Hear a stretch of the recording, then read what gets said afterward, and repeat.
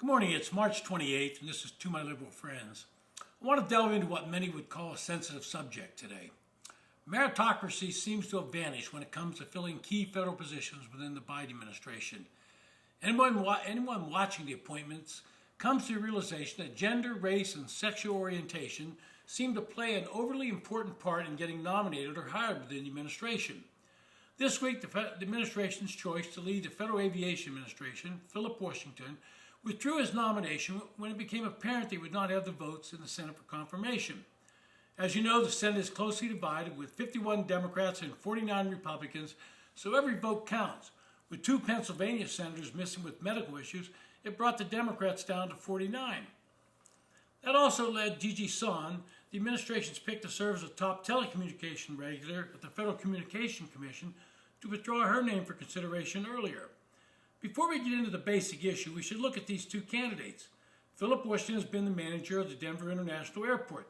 The problem is not that he is a manager, but that he has no real aviation experience, something that is normally considered a requirement for the job.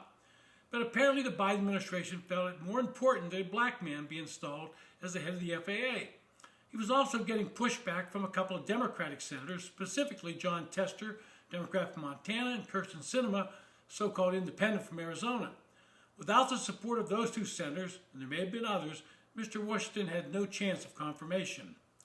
Ms. Sohn withdrew her nomination when Senator Joe Manchin said he would vote against her, and that suggested some other Democrats might be waffling as well, thus dooming her confirmation.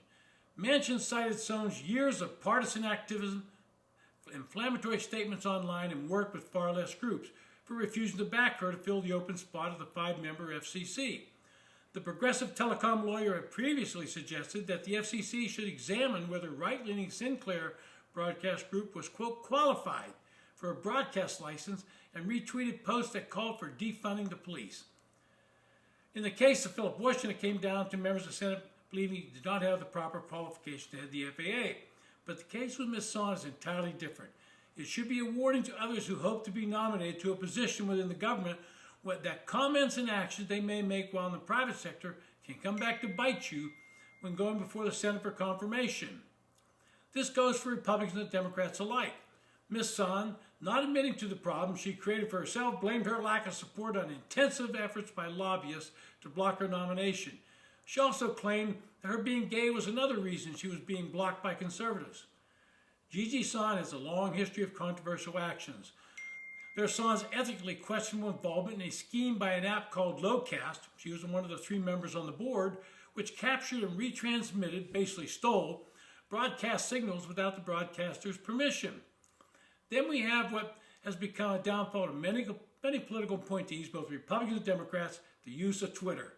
Ms. Sohn tweeted out one where she called Donald Trump a raggedy white supremacist. It was the use of Twitter that brought down the Biden administration's nominee to be the head of budget and management, Neera Tanden, because of a whole stockpile of tweets condemning conservatives and Republicans.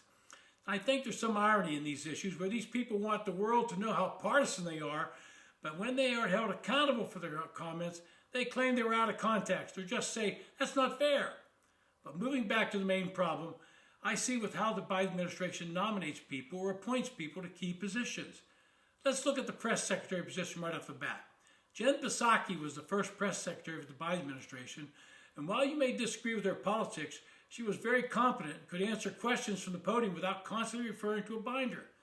Contrast that with Karine Jean-Pierre, the current press secretary, who cannot answer a single question without scrolling through her binder placed in front of her. Her only qualification, as far as I can determine, is she's black, female, and gay. Other than that, I don't think she would be in the position. On occasions, John Kirby from the National Security Council press office comes to the podium to answer questions, and he demonstrates that he's eminently more qualified to take the questions and respond to the media than the person who actually holds the title of press secretary. But John Kirby is a white male, so that would disqualify him from being the press secretary in the Biden administration. This has been the prevailing method within the Biden administration as they pursue some form of diversity, equity, and inclusion in staffing the administration. Qualifications and merit seem to take a back seat when evaluating candidates.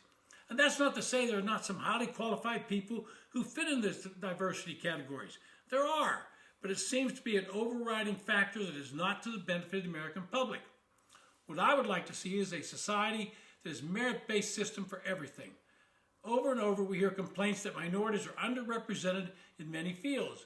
One of the ways that many institutions address this problem is to lower the standards for positions. I'm an avid sports fan, and one of the things I love about sports is they are a true meritocracy. If you can run faster, you will win. If you can jump higher, you'll win.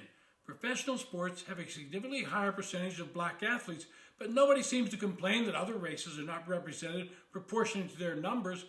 That's because we want the best on the field or court. But in society, we're willing to settle for less than the best to obtain some goals that liberals seem to think appease them and work out better. This has been To My Liberal Friends. Thanks for listening.